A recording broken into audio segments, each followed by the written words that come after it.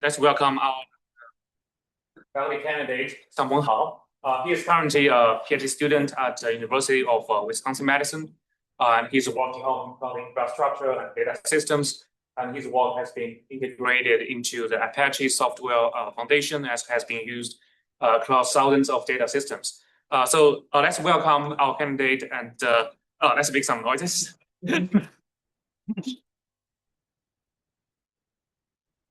Okay. Hi, everyone. Thank you for having me. Today, we're going to talk about building a new foundation for modern data systems. And here's my core thesis. We shall stop treating caching as a black box optimization that it doesn't understand storage or compute. Instead, we should build WhiteBox caching. The WhiteBox caching understands the components it connects to, namely compute and storage. So let's get started. Data systems are the backbone of modern societies. Across multiple domains, scientific discovery, artificial intelligence, and global logistics.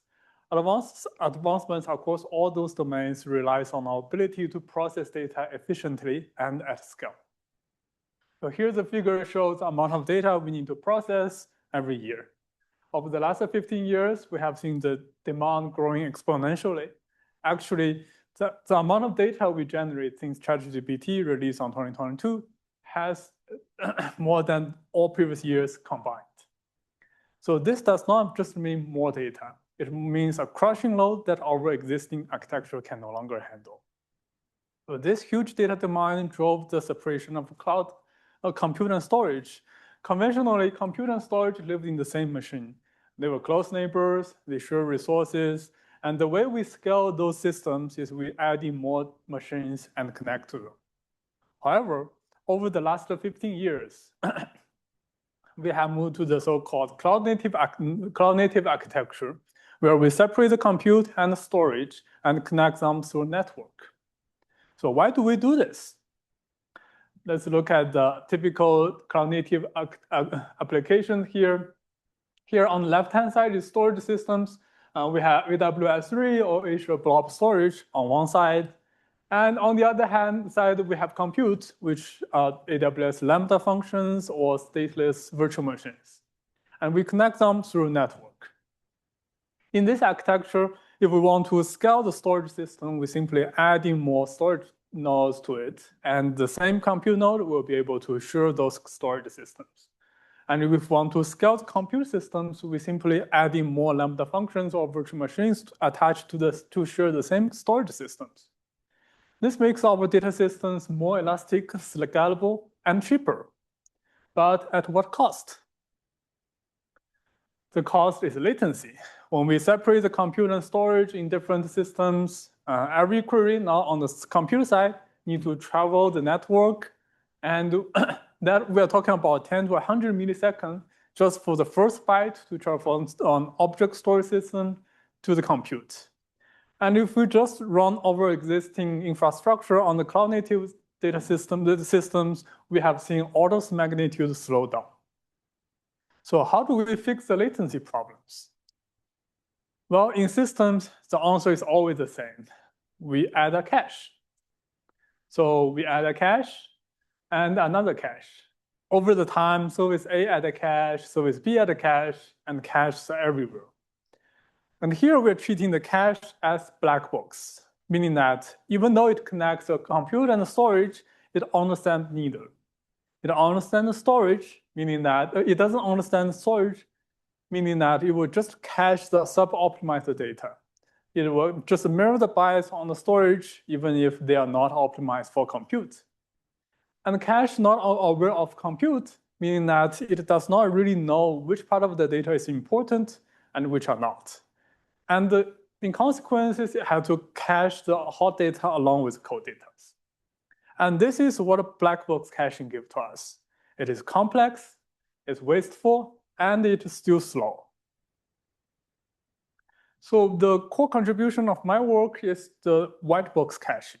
And white box caching is fundamentally different from the black box approach that it understands storage and it understands compute. But understand storage meaning that it will optimize the data stored in the storage side actively transform it into a better representation that can serve the compute better. And by understanding the compute, it means that it knows not only the access frequency of the data, but also how data is actually being used. And we are going to use that information to optimize the memory utilization, optimize data transfer. So that is WhiteBox caching. How we're going to build these systems. We build it through two pillar systems.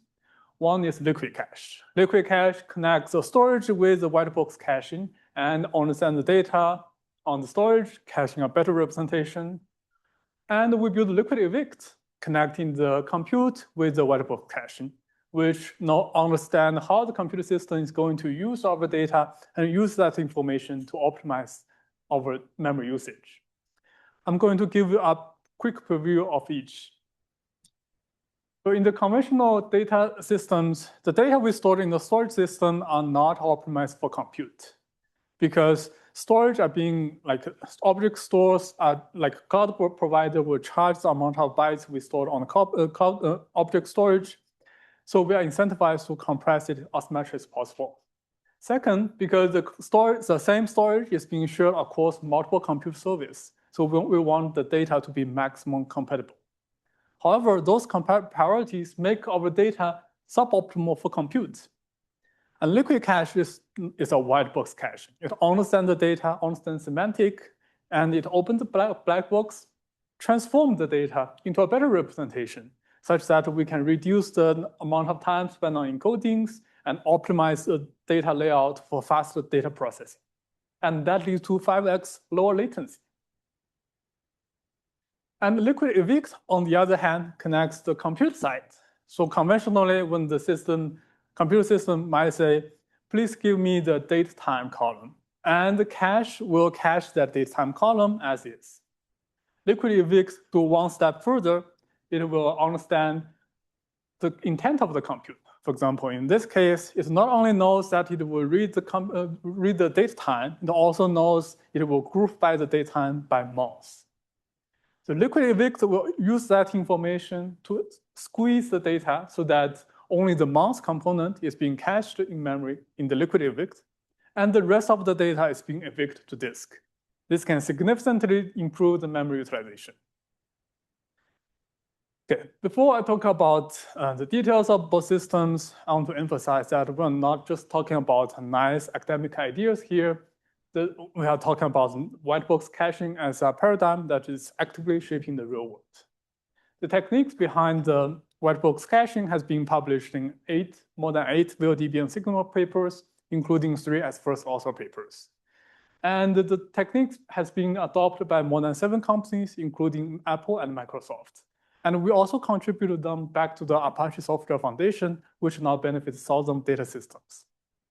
We have also multiple startup collaborations that is building the next generation data system centered around the WhiteBox caching ideas. On the funding side, I have self-raised $150 across 3 funding sources to help integrating WhiteBox caching into those enterprise uses.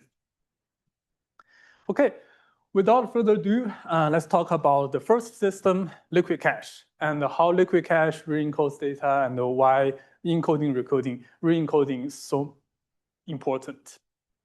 Okay, before talking about encodings and decoding, let's revisit how the hardware has evolved over the last 15 years. The blue line shows the storage bandwidth, how fast we can fetch data from storage, and the green line shows the decompression throughput, how fast we can decompress data and turn those bytes into values that we can process on. 10 years ago, those 2 lines were close, and that time we designed file formats like a Parquet that is heavily compressed. In that case, we trade CPU cycles for less IOs, and that makes perfect sense 10 years ago. However, over the last 10 years, the equation has entirely flipped. The IO bandwidth has increased significantly, while the CPU scaling is much slower. So we have this wide gap. Now the storage is way faster than compute, and we're no longer waiting for the IOs, we're waiting for the CPUs to turn those compressed bytes into useful values. To the the natural question is, if the problem is the file format, if the problem is that we used to compress data so much that it doesn't fit current hardware, why not we just build a new file format that can tailor for the modern hardware? And in fact, industry and the researchers have definitely tried. Over the last 10 years, we have new encodings, new file formats every year. But their adoption rate is minimal. So why is that? Because storage format is not just about decoding speed. There are a lot of other aspects people considering. When we store our data, which is digital gold, into our file format, we want to choose a file format that is aimed for long-term archival, so that is highly compressed, doesn't cost a lot. It has stable governance, so that we are not locked into a vendor, and it's universal compatibility, so that multiple engines can actually share the storage. So the only problem with our existing formats is that it's slow in decoding time. But look at those new formats. They are incredibly fast at the decoding speed, and they leverage the modern hardware for sure. However, they have unclear governance. It's not super clear whether this new file format, new encoding will stay around for the next 10 years. And it has incompatible toolchains. Because every time, if we just upgrade a new file format every year, that means we break our entire tool chains and workflows. So here the problem is very evident that the storage system needs a storage format, and the computer system wants a computer format. So how do we address this dilemma? The dilemma is from, the problem is from the black box caching assumption.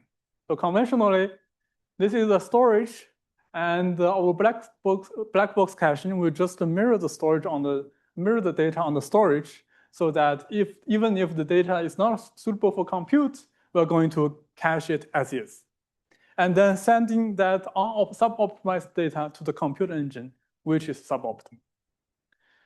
However, the white box caching is fundamentally different. So we're not caching the physical bytes, physical representation, we're just caching the logical data. This means that the data on this object store can stay their favorite formats, stay there whatever formats they use, but the data in the white box caching, in the LiquidCache here, is completely different. It is a data that we actually transform is a format that we can complete control of. And once we transform and optimize those data, we can send the optimized data to the computer engines. So here's what we call it liquid data. Here's what's special about liquid data.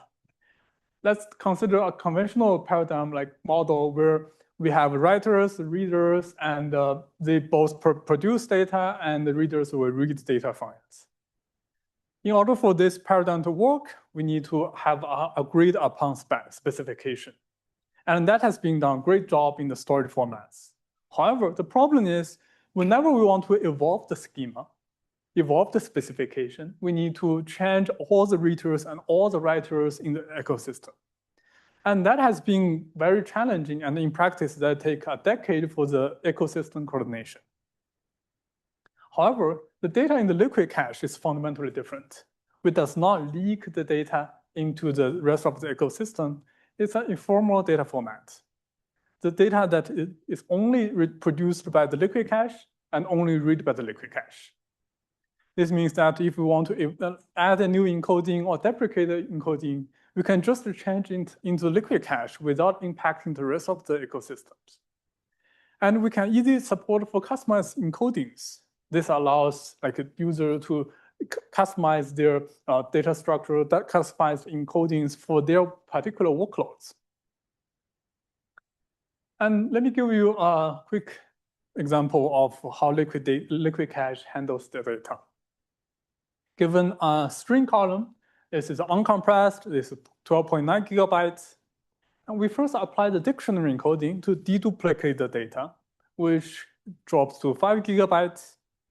And then we use the dictionary bit packing to bit pack the dictionary keys, which shrink to 4.7 gigabytes. And then we apply string compressions to cut down the data to 2 gigabytes. And here's the key insight. Moving to the left of spectrum give us faster decoding. Moving to the right spectrum give us better compression. And this means that the data in the LiquidCache is not a static defined file format, either compressed or uncompressed. The data in the LiquidCache is a runtime knob that we can actively turn. If the data is frequently accessed, we're going to move to the left of the spectrum so that we can benefit from faster decoding. If data is cold, we're going to push down into the cascade so that it saves more memory. So LiquidCache adjusts the encoding level based on access frequencies. And I see questions. Okay, yeah, so feel free to ask questions in the middle. Yeah, LiquidCache adjusts the encoding levels, but just having the encoding is not enough. If we still have to decompress all the data back to the original form and only to evaluate the filters, then we are still wasting a lot of decodings. So LiquidCache combines encoding with pushdown. So what is pushdown? Let's consider a conventional pipeline where data is initially stored in the cache, and then we send those bytes to the computer engines. And computer engine will decode data, filter the data, and do the rest of the computations.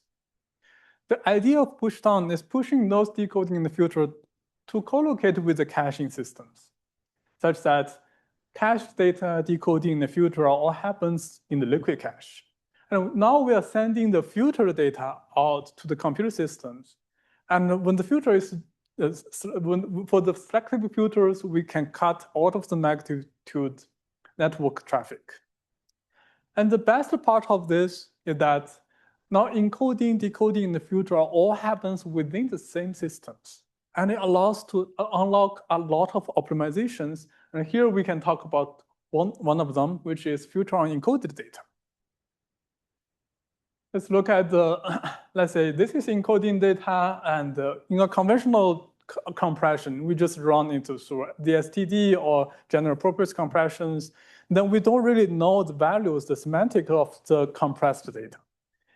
In order to do this string comparison, for example, LiquidCache here, the only way we can do is to first decompress the data into the string format, and then do the string comparison on the LiquidCache.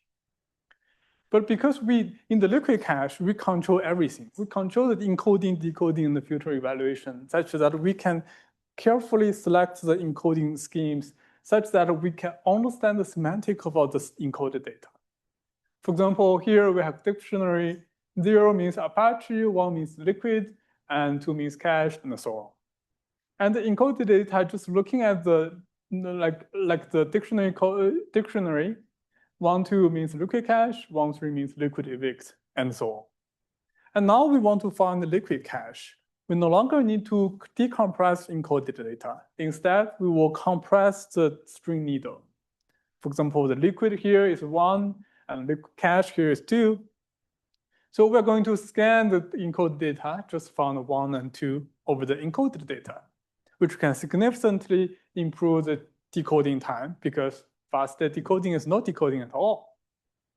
And LiquidCache is carefully designed in a way that each of the data type has its carefully selected encoding schemes so that in the majority of the case, we never have to decompress data to its all like a completely uncompressed form. So we can stop the decoding as long as we can evaluate the filters there. That significantly reduces the amount of time we spend on decoding. So yeah. Yeah, so I think in the previous slide, so is that the 1 and 2 in this example, is that the data itself has the index, or is that you're talking about the metadata or a separate index for the encoded data? Oh, there's no separate index. So this is the original data. So we store this just in this way. So then you're using some kind of different encoding scheme that actually can represent different dictionary as some number? Yeah, yes. Well, it's not exactly numbers, just by years. Yeah, right. Yes, we do that, yes. Is this primarily designed for in-memory? This is here we talk about in memory, but we also write those encode data to the disk as well. There is like something that you make that is specific for the storage device, or is it? So for example, like building a flash cache or a Yeah. or a memory cache. Yeah. Do you them, or do you just apply this technique? Like yes, for the data on the disk, they don't have that spectrum of data like different encodings. They are all fully compressed on the disk. So only for the data in the memory, it will have dynamic tuning based on the access frequency. Okay, and so how do you determine, does LiquidCache handle this? I guess you have memory cache within LiquidCache. Yeah. Is backed by disk, right? So right. Yeah, we basically manage like the in-memory part, on-disk part, and if we have multiple disks, we also span to multiple disks. So conceptually, it's a cache you can get and put, but internally, it's like a full-fledged query engine where you can passing down the filters, passing down aggregations down to the cache. Yeah. So LiquidCache requires compute, and how much compute is it required compared to the global compute requirements? Yeah, that's a very good question. So LiquidCache is a smart cache. So it is it's just like any virtual machine. You spin up on, for example, AWS, and then you deploy LiquidCache there. So just like every virtual machine has memory, it has disk, and it has CPU. So LiquidCache is leveraging that CPU to do the transcoding, to do the filter evaluation, etc. Actually, we're going to talk about just in next slides. Just how cloud native, let's say AWS or Azure sort of implemented, because there's already a disconnect between compute and network, right? Yeah. Hopefully this slide will answer your question. Okay. Yeah, so we have LiquidCache, they have compute, they have memory, and it's just like a standalone virtual machine out of the like a virtual machine you can find on the cloud providers. And there will be multiple storage systems connecting to the LiquidCache. So it can be, can be S3, this can be Azure Blob storage.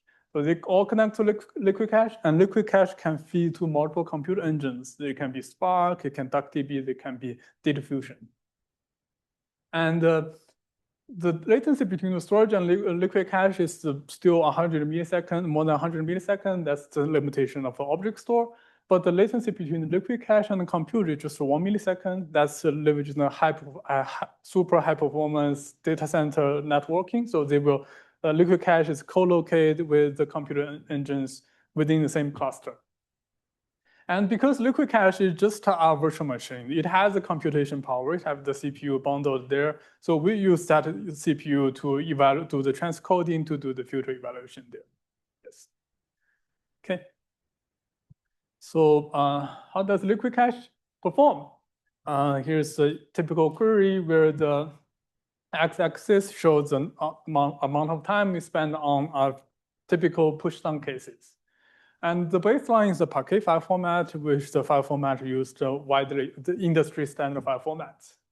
And if we just compare the filter time, how much time we spend on to actually performing the filter, LiquidCache is slightly better than the baseline case. But if we look at the amount of time we spend on decoding data, because LiquidCache has all the previous optimizations, we actually spend 10x less data on decoding. And that translates to 4 to 5x end-to-end latency. And you might think, well, LiquidCache, you transcode your data into a different format, and that must be some overhead, right? Because we're talking about the Parquets are super highly compressed, and transcoding the data in the LiquidCache actually is being masked by network latency. So consider the case where like we have a cache miss. When we have a cache miss, we need to read data from the object store from the data center. That takes quite a lot of time because object store is long. And while we're fetching the next batch of data from the object store, the LiquidCache already actively transcoding the data in the background, transcoding the data for the previous batch. So in practice, the total transcoding time is only 2.2 seconds. However, the time spent on I/O, if the I/O is within the same cluster, that takes 9 seconds. If it's cross cluster, it takes 15 seconds. So this means that on a cache miss, we're going to spend way more time on waiting for the I/O than doing the transcoding, and transcoding time is being essentially masked. And if we're on a cache hit, we're going already using our transcoded data so that we will have a better performance in decoding. Okay. So this is LiquidCache whole picture. So we start from the observation that storage needs storage format, cache compute needs compute format, and we apply the WhiteBox caching principle here, which is we want to cache the logical values, not the physical bytes. So we LiquidCache co-designs encoding with filter pushdown that leads to 5x end-to-end lower latency. Questions? So yeah. Within LiquidCache, yeah. In memory you apply your encoding. Yes. But on the disk that fast cache, still native like Parquet or whatever. No, it's not using Parquet format. So it's using our encoded data, but it's on disk. So designed for disk. So do you apply different levels of coding in memory versus on disk? So the same scale between like scale and show. Yeah, it's the same scale, but it's just that the data on the disk is heavily compressed, because if it's on disk, it means that it's a code, then we want to push deep into the cascade. Choose different points on the scale. Yes. Okay. Questions before moving on? Okay, so that is the first part of WhiteBox caching. We're using LiquidCache to connect and to bridge the storage with the caching. And now let's move to the second part. How does the caching understand compute, and how do we use that information to optimize our cache efficiency? So when talking about caching efficiency, let's revisit what the existing system do. Okay, here's a typical pipeline data flow. We have files feeding into the caching, and caching feeding into compute.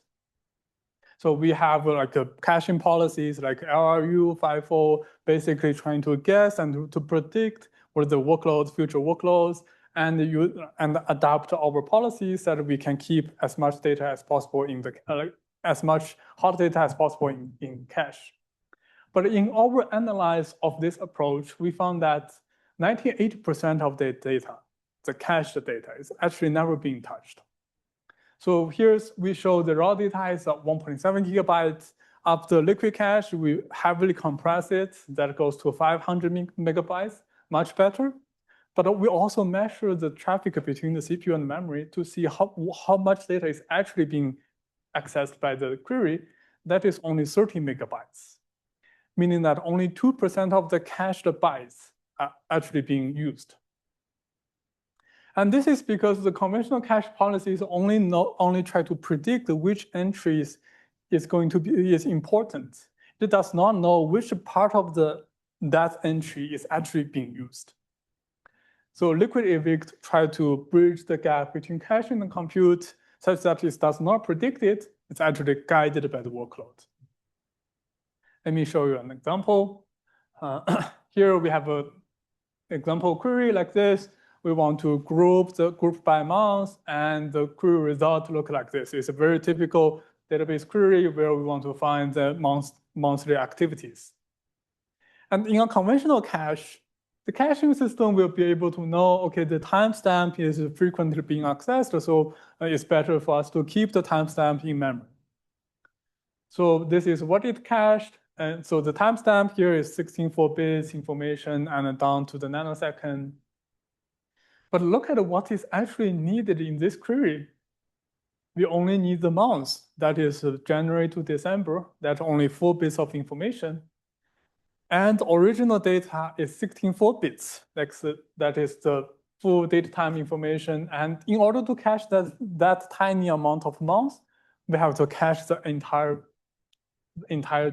date time. So that is a massive waste between what is cached and what is actually needed. Okay, so this is because we are still in the black box caching mindset, where the caching only have two choices. When we have a cache, we want to insert entry into the cache, we ask, is the cache full? If the cache is not full, we're going to cache the whole value, even if we only use part of it. If the cache is full, we're going to evict the whole value, even if we later only need to read a portion of it. And the white box caching want to introduce a new option, we call it squeeze. Squeeze is an operation that try to lossily compress the data such that it's small enough to fit in cache, but also rich enough to answer most of the predicates. So here, instead of, when the cache is full, instead of evicting the entire data to disk, we ask, is the data squeezable? And if it is squeezable, we're going to squeeze it and keep it in cache. And only when the data is fully squeezed and we try to squeeze every bit of information out of it, and we will let it go and move to disk.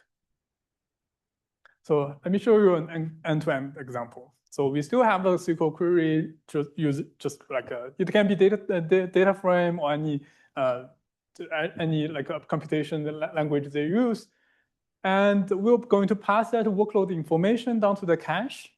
And then cache will analyze the query. And next time when it needs to make room for new data, it will compress the data and squeeze the data. In this case, the cache is able to know that the month is important than the rest of the data. So it will squeeze the data, squeeze the month, and keep that in memory, and evict the rest of the data to disk.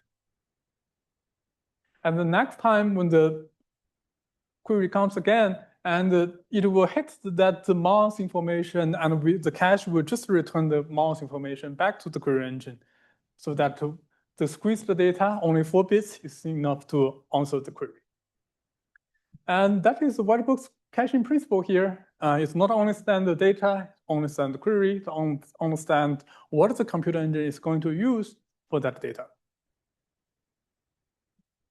So squeezing is a very simple concept. It's just one option before we evict the data, but it needs to address 3 challenges. First, we need to make data squeezable. So conventional cache see the data as bytes, they're rigid values, but we want to make the data squeezable such that there are actually more important part of the data in memory. And second is which part to squeeze. Some queries care about years, some queries care about months, so we need a way to identify that information. And the last part is how much to squeeze. Just like the encoding we show in the LiquidCache, squeeze is also a spectrum that we can tune at runtime. So let me show you a date time example. The physical value of a date time is just an integer. It shows the offset to a particular timestamp. It can be a number of days since 1970. And it usually 64 bits. Just looking at that integer value, we're not going to squeeze much information from it. So we will apply the semantic. We know this is date time, so we can interpret it as January the 7th, 2026, at that particular timestamp. And now we have the semantic meaning. We can decompose the value into much smaller pieces. It can be year, can be months, day of week, time zone, week of year, etc. Now we decompose those values. We have like those primitives. Next time when we want to squeeze, we can only extract one of the value from it. So squeeze is actually very general. It applies to almost every data type we care about. And the most important data type is string. The way we squeeze string is based on observation that when you compare 2 strings, computer science and mathematics, you don't actually compare the entire strings. The first few bytes is enough to answer the query. And for integers and floating numbers, most of the comparison doesn't really need the full position. We can store our quantized values in our cache, so that is already enough to filter out a lot of predicates. And there are variant or JSON.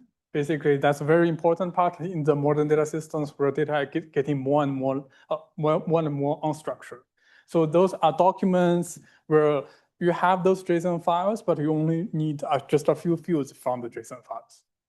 In a black box caching, you have to cache in the entire JSON object, which is wasteful. But in the LiquidCache case, LiquidEvict case, we are going to squeeze to only those fields. And next time we can directly reference those fields. So across all those data types, squeeze can significantly help us to eliminate the values that we don't want and can significantly improve the amount of data or amount of information that we keep in the cache. So second question, which part to squeeze? Squeeze is query dependent. Some queries want this, some other queries want that. So we perform a lineage analysis. Basically, users will still write in their queries. So it's just unmodified SQL queries they like. And then we will apply the column lineage, extracting, tracking what is the data transformation on that column. For example, here the date, the lineage of the date is we first scan the date, and then we extract day of week, and then we do the count aggregation. And the lineage of the title is we first scan the datetime and do the filter, which is a string match, and then do the count aggregation. And once we move from the SQL query, raw SQL query to the column lineage, we have already know those informations, and we know how our cached data will be used in the computer engines. And we use that as a squeeze hint. Now that we know, okay, day of week is more important for these queries, and for other queries, it might be months, and then those information sent to the cache, and the cache will make a decision whether to keep months or day of week. So how much to squeeze? Squeeze as spectrum is a continuous operation that we apply to the data. Conventionally, we have application data is in memory, and if we want to evict it, we go all the way, goes to disk. But in the LiquidCache case, we first do this lightweight encoding, just like we did in the LiquidCache case. And then once the data is fully compressed, we're going to selectively squeeze the data, keep the only important part of data in memory. And only when the squeeze does not help us, we let it go to disk. And that significantly, so basically we try to squeeze every amount of information before we let it go to disk. So here's an example. Sometimes squeeze does not fully help our queries, right? Let's say we have department equal to computer science, and the squeezed value now choose to keep the first 5 bytes, first 5 characters of the strings. And then first compare the computer science with the squeezed data. And now we know mathematics is not computer science, physics is also not computer science, but they're ambiguous values, computer science and computer engineering. Now that we need to resolve the disk to actually resolve the full values. So we only need to load those like 50% of the values from disk, and only load those ambiguous data that can help us fully resolve the values. And so squeeze here help us in 2 ways. First, when we evaluate on squeezed data, it's much more efficient than evaluate on the full data because the memory locality, because it's more compact. And second, when the squeezed data does not, second, it significantly reduced the amount of IOs that we are going to fetch to the disk. Okay. Now, let's look at the evaluations. On the axis is the cache memory from 8 megabytes to 2 gigabytes. And on the y-axis is the cache ratio. Okay, question.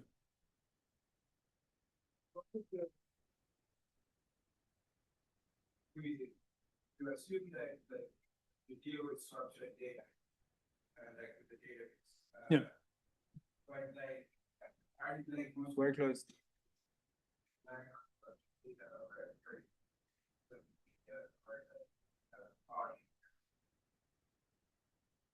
same logic and apply to like use cases there, where you don't inherently know what to squeeze.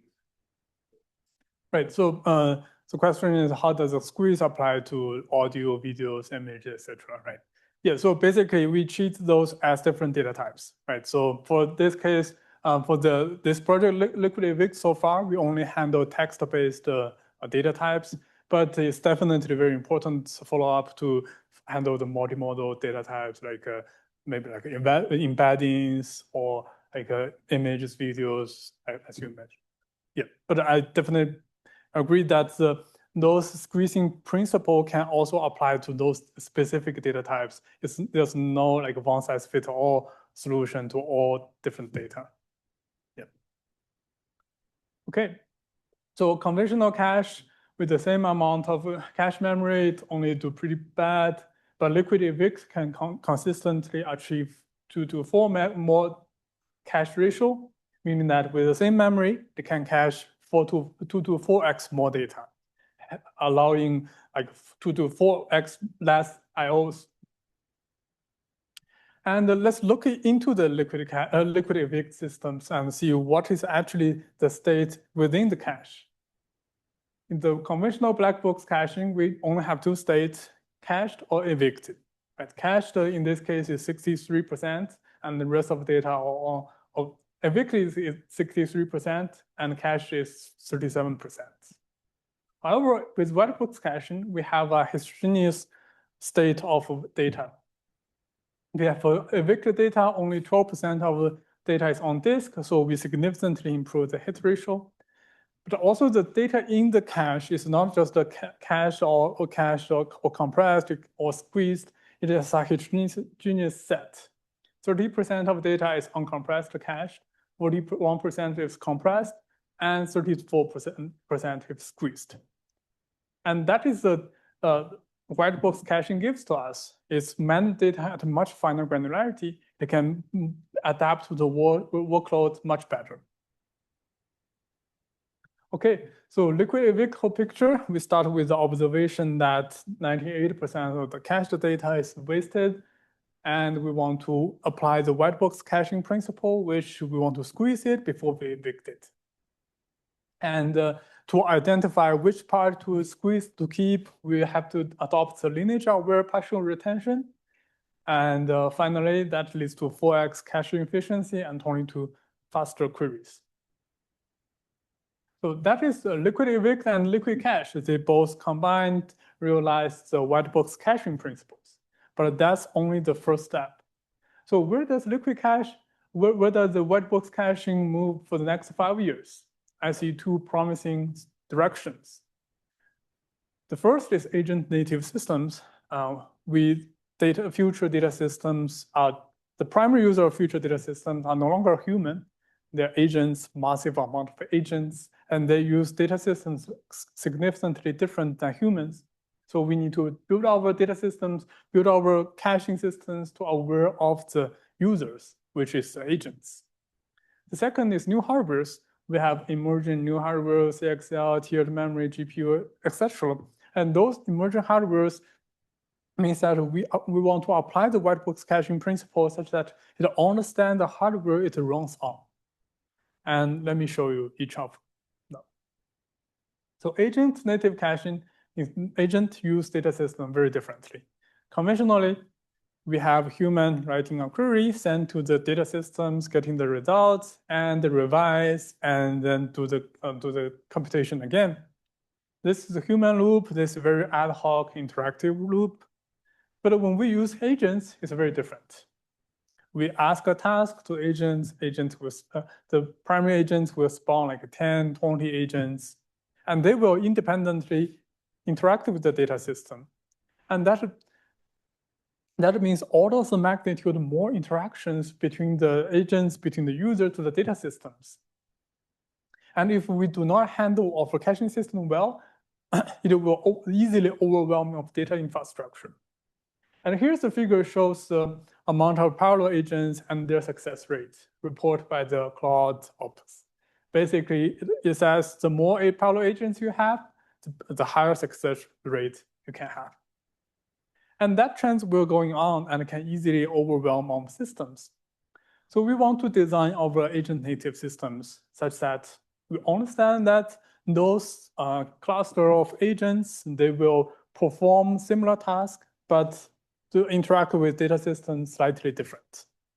So we want our WhiteBox caching system to identify the common ground, the common part of those different agent systems, and keep those common ground in the cache, WhiteBox caching, and rewrite those queries to use those common grounds so that it can coordinate and coalesce the data access. And the second part is new hardware. So why do we care about new hardware? Because the memory scaling is slowing down.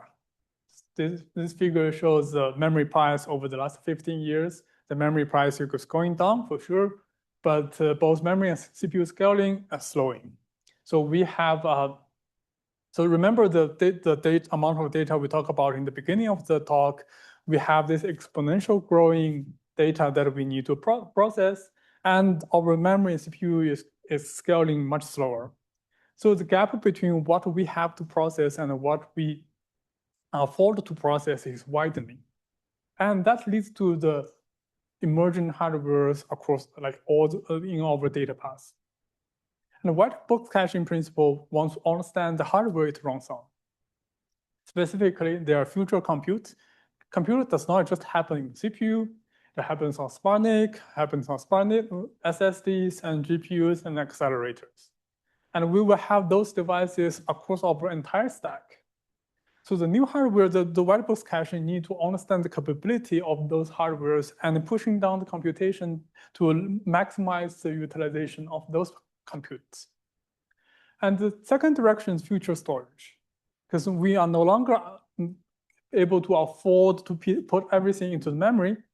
We're going to use CXL memories and SSDs and RDMAs, etc. So each of those devices have its own latency and bandwidth characteristics. And the WhiteBox caching does not want to mask this complexity. It wants to do a storage hierarchy-aware caching so that it can manage those tiers of storage precisely.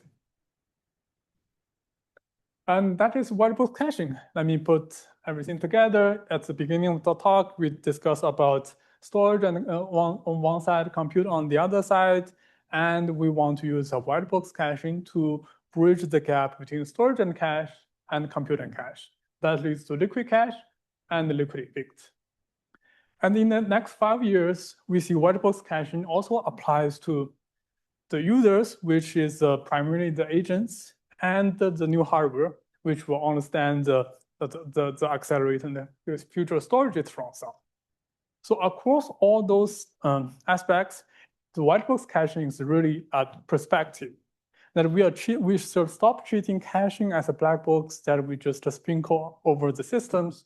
We should treat caching as an explicit abstraction that allows us to build our data that we can build upon. And we believe that is the next foundation, the new foundation for the modern data system in the cloud-native era. And thank you.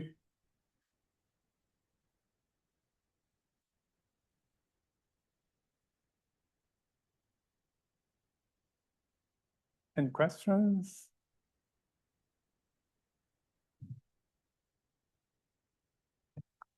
So on your last respect to new hardware, I mean, there's been a lot of work writing from trees, like cashless, systems where data structures was optimized for big points of device IO, right? And all these. Yeah. So I guess you speak a bit more about like what do you mean by your last about making hardware aware kind of like? Yeah. There definitely work on managing the CXL memory, managing those new even persistent memories. Those work, and those are excellent work, and they can easily fit into the WhiteBox caching approach. So what we are advocating here is today people just sprinkle along like the Redis over the existing systems, and we're trying to mask the complexity there. And in the white box caching, especially in the caching purpose, we try to explicitly tier in the data, and that of course overlap a lot with prior research on designing the data structure explicitly for those hardware. And we are trying to bring that into the white box caching. Yeah. So the primary function of white box caching would be for reading, right? Have you looked into writing? Because some data structures go cache before the output stream to the storage. So they tend to aggregate what they want to write for example, backward data structures. So how you maybe looking to write caching for writing our analysis? So are you talking about the people building caching after some computation? Yeah, so yeah, that's an excellent point. White box caching here, we only talk about the data cache, meaning that we cache the data that is equivalent to the data that's on the storage. And there are absolutely a lot of the caching that is result cache. So we don't care about where the data is being used, and we're going to cache the result of some computation. And the problem with the result caching is it is very specialized, and it only benefits for exactly the same computation there. And white box caching here, basically here we are trying to argue that the computation here is actually cheap.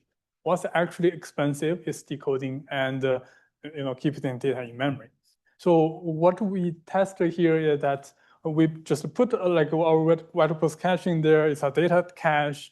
But because our decoding is so efficient and you sometimes can evaluate on the encoded data, it's actually very fast. So it's very fast, close to the result cache. But I agree with you that there are definitely use cases where there are super heavy computation going on. And in that case, we still need the result caching somewhere upper in the application level. To what extent is this dependent on SQL? Yeah, good question. So if only the second part, LiquidEvict, kind of depend on SQL. Well, it's not really depend on SQL. It depends on a declarative computation, right? We want to know the computation graph beforehand. So if your system is just saying, please, I'm going to read everything out to the system, and then I'm going to do my ad hoc computation. In that case, you will not benefit from our LiquidEvict because we do not know the intent of the user. But for the use case we considering here, mostly there are SQL queries where you have declarative computation graph, and usually that is the case if you are trying to optimize performance. Yeah. When you're looking at white box caching, you're looking at it as a centralized. Yeah. The challenges that come when you want to scale up your. Excellent question. Yeah. So we want to follow the cloud native paradigm where if you want to scale compute or storage, you can just scale independently. And similarly here in the white box caching, it's an independent component so that if you want to scale the caching, and usually the time is you want to scale the memory, right? You cannot really scale the memory in the compute, but you can easily scale white box caching by you can provision a larger virtual machine on the AWS that you it already can. I believe it can already allows you to provision memory node up to 1 terabyte. So that is sufficient for 99% of the use cases, and there are rare cases where a single machine of white box caching really cannot handle. In that case, you will probably partition your data and making multiple white box caching so that different compute will assign to the white box caching. But yes, I agree with you that in the extreme case, like a future or more future-proof design, we're going to make white box caching itself a distributed system, such that we will handle the data movement, handle the traffic, handle the pushdown internally within the liquid white box caching. And I think it's also a perfect abstraction because we handle all those things within the white box caching, and the users don't have to worry about how to scale the caching components. So in your LiquidEvict, so you somehow that introduced another primitive squeeze, right? Yeah. So squeeze basically that you will have some lightweight the representation of the each data, Right. and then you storing some more efficient, is it memory maybe? Yeah, yeah. And then you search it, right? Yeah. And then given the data is huge, yeah. then your data also will exponentially will grow. Right. That index. Right. So do you use any specific mechanism to improve the performance or latency? You mean the scanning the in-memory data? Yeah, that in the memory. Yeah. So in that case, first of all, the baseline is if you want to scan the whole data, that will be super slow. So scanning the compact representation is always faster because you have less memory traffic and the like better locality, etc. Right. So when scanning that compact representation is even more, it also becomes expensive. I think we're probably going to resort to accelerators, SIMD instructions, and the design of layouts such that when we do the comparison, it can be more efficient. And then also the another question is the some data like the image or video. Yeah. It may not be easy to create some kind of speech representation. Mm-hmm. So how do you handle those data? I would say image like the lossless compression for image and the lossy compression for images. Right. So lossy compression for image is very like the squeeze we have here. Right. So for example, there are queries over the image data where all the traffic light is red.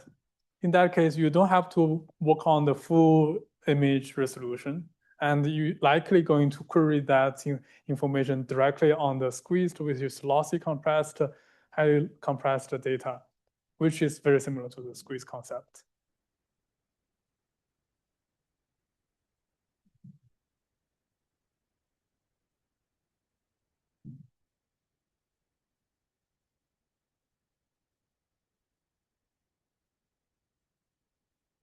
Great.